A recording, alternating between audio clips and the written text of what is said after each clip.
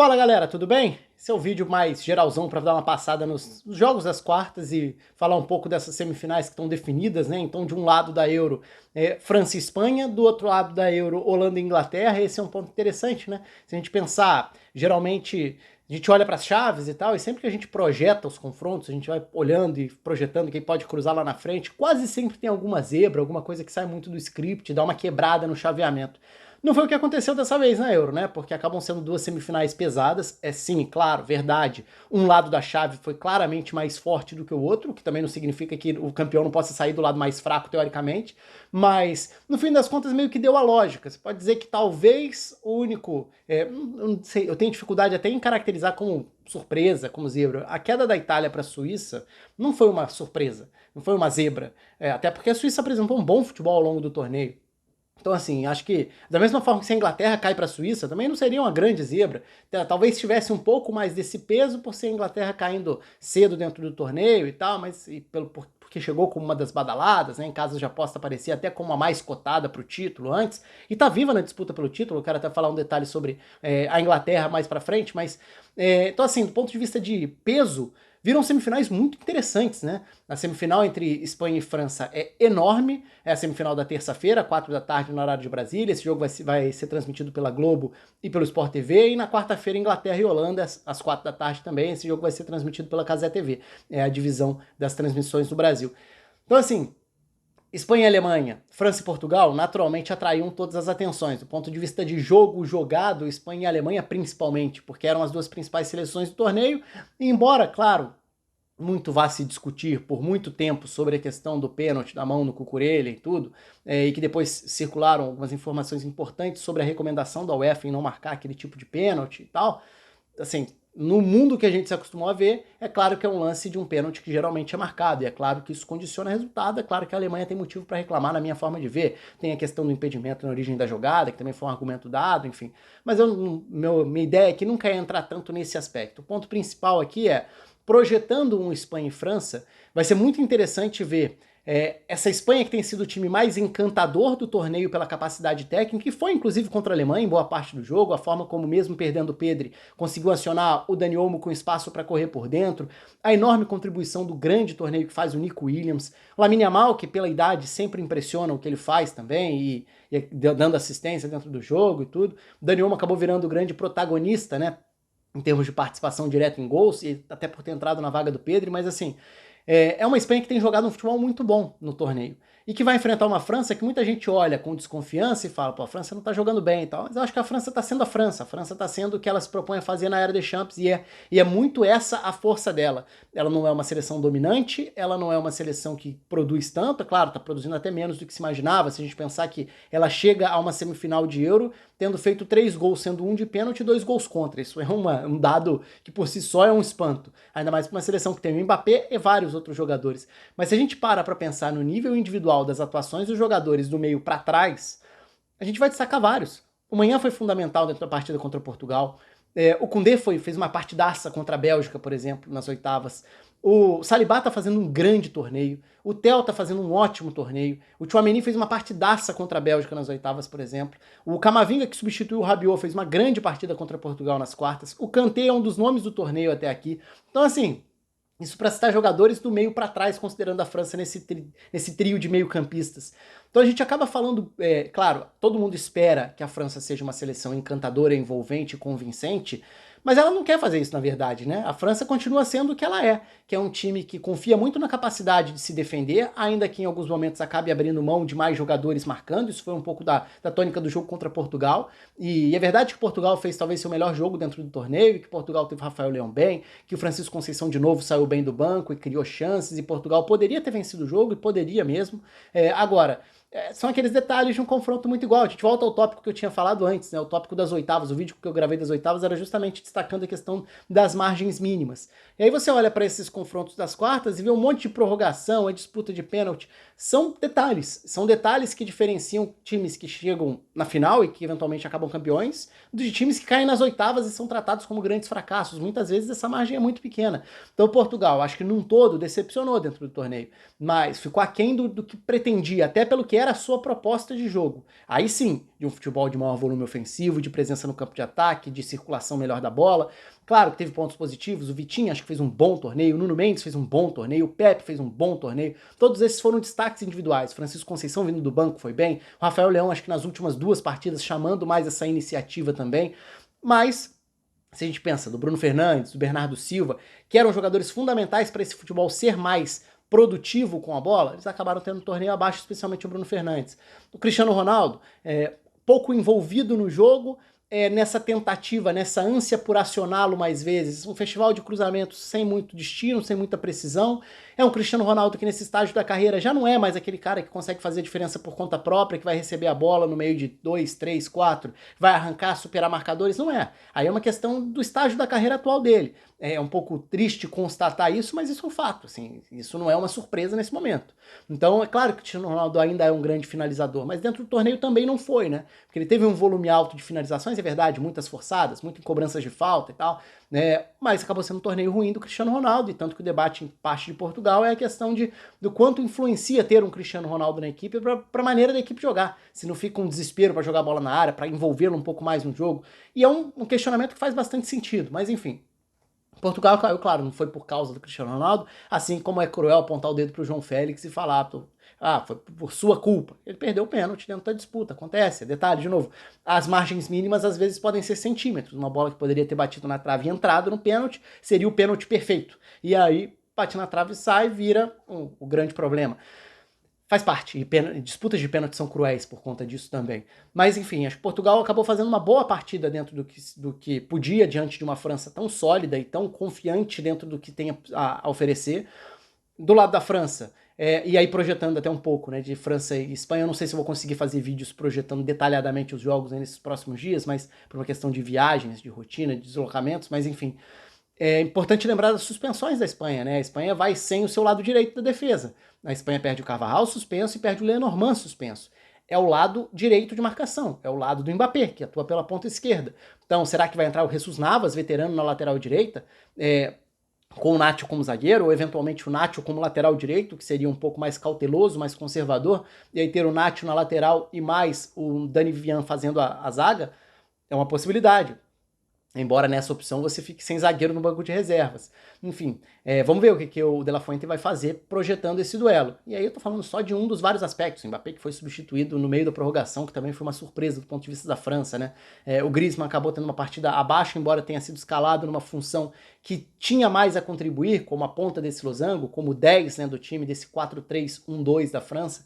Enfim, esse era um lado em que tudo era gigante em termos de confronto. França e Portugal, Alemanha e Espanha eram 2 duelos muito grandes. Então não tinha combinação que não desse uma semifinal de peso e naturalmente esse lado tende a ter o favorito dentro da final, o que não garante nada em termos de resultado também, mas Espanha e França fazem a semifinal mais aguardada. Do outro lado, é o lado das possibilidades um pouco mais abertas. Era, né? O lado das possibilidades um pouco mais abertas. Assim, não seria nenhum exagero imaginar a Suíça eliminando a Inglaterra. A Turquia diante da Holanda parecia um pouco mais improvável, mas a Turquia saiu na frente, depois toma virada e tudo. Então, assim, vai ser um Holanda e Inglaterra também bastante interessante, até pela questão de iniciativa e tudo. Acho que do principal que dá para extrair aqui, acho até que do ponto de vista da Inglaterra, foi uma atuação contra a Suíça. Talvez tenha sido a melhor da equipe dentro dessa Euro, especialmente pelo primeiro tempo. Acho que os ajustes táticos do Southgate foram positivos. Não foram super ajustes, né? Muito se falou sobre o Saka poder jogar na lateral esquerda ou na ala pela esquerda. Eu cheguei a botar isso num dos tópicos do vídeo anterior, projetando as quartas. Ele acabou não jogando por aquele lado, né? Então, a Inglaterra, sim, mudou taticamente. Mas, e sem mexer muito em nomes de peças no esquema, mas sim no posicionamento. Então, era o 4-2-3-1. Dessa vez foi um 3-4-2-1.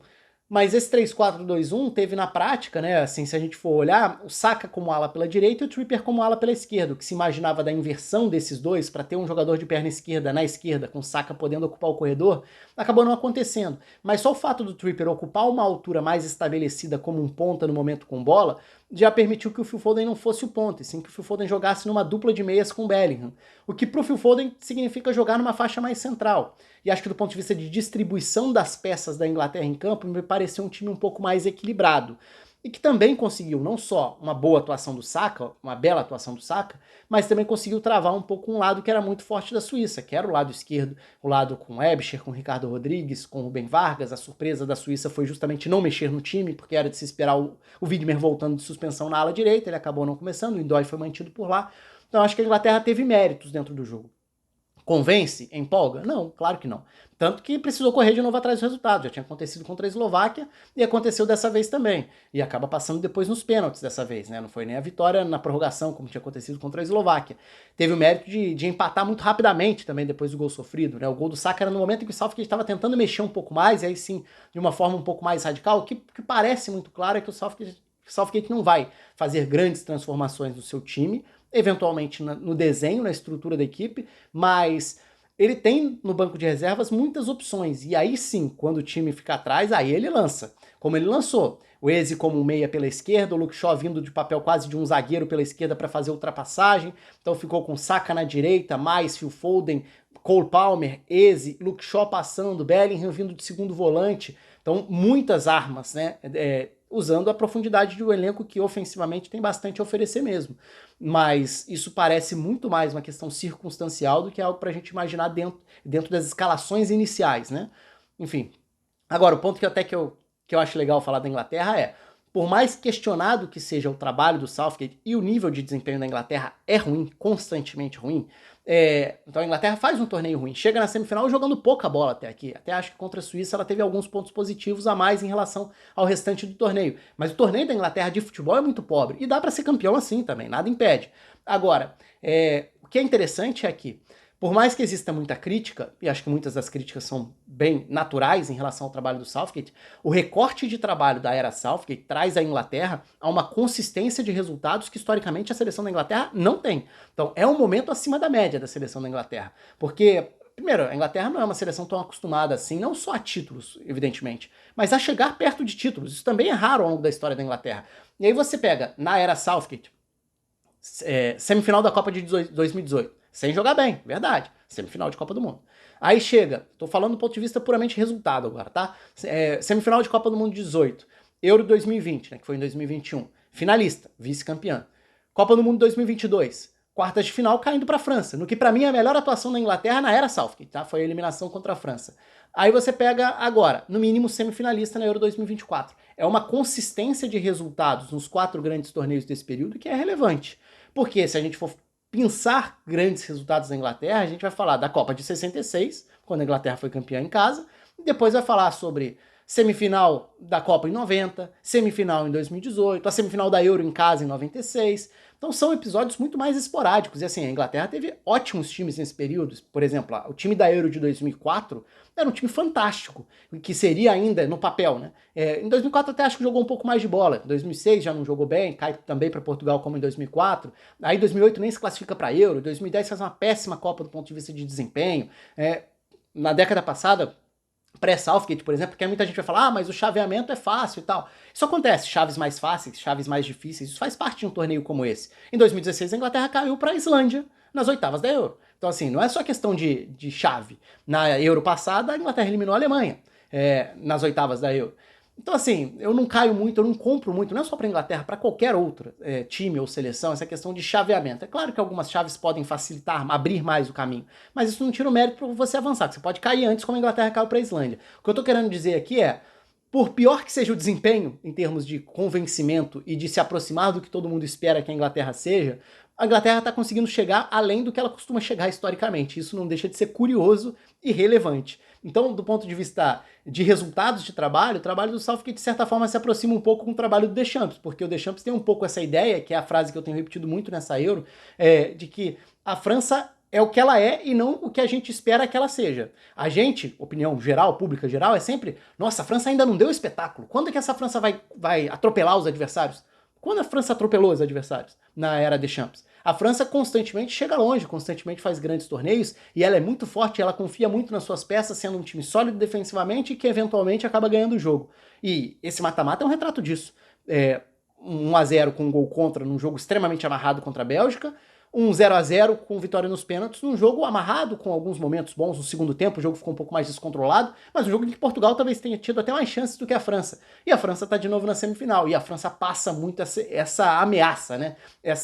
Esse peso de ser um time que tá fazendo o que ele sabe fazer, que é não necessariamente empolgar, mas competir, ganhar, chegar longe. E por isso Espanha e França é um confronto tão interessante. Enquanto a Inglaterra, como não ganhou, talvez se tivesse vencido a Euro em casa em 2021, talvez o Southgate fosse visto um pouco como Deschamps, do tipo, não vai jogar bem, não vai convencer, mas vai chegando, então toma cuidado. Só que, claro, falta para a Inglaterra esse carimbo vencedor, esse carimbo que dá respaldo muitas vezes para um nível que está longe de ser convincente. Então, assim, uma coisa não anula a outra, tá? O que eu tô querendo dizer é, o que o Southgate faz em termos de resultados é relevante historicamente para a Inglaterra. Isso significa que tá jogando bola, que tá correspondendo às expectativas? Não, tá longe disso. O desempenho segue muito ruim. Embora eu também ache que tenha visto, tenha tido alguns ajustes relevantes e positivos dentro dessa última partida. Então a Inglaterra sempre gera muita discussão porque é um campeonato que tem muito holofote, tem muitos jogadores em destaque, o que também não é simples você montar times equilibrados. É quando você tem muito jogador que tem a obrigação, entre aspas, de jogar, aquela coisa do time de videogame, você vai acumulando um monte de jogador bom de bola em campo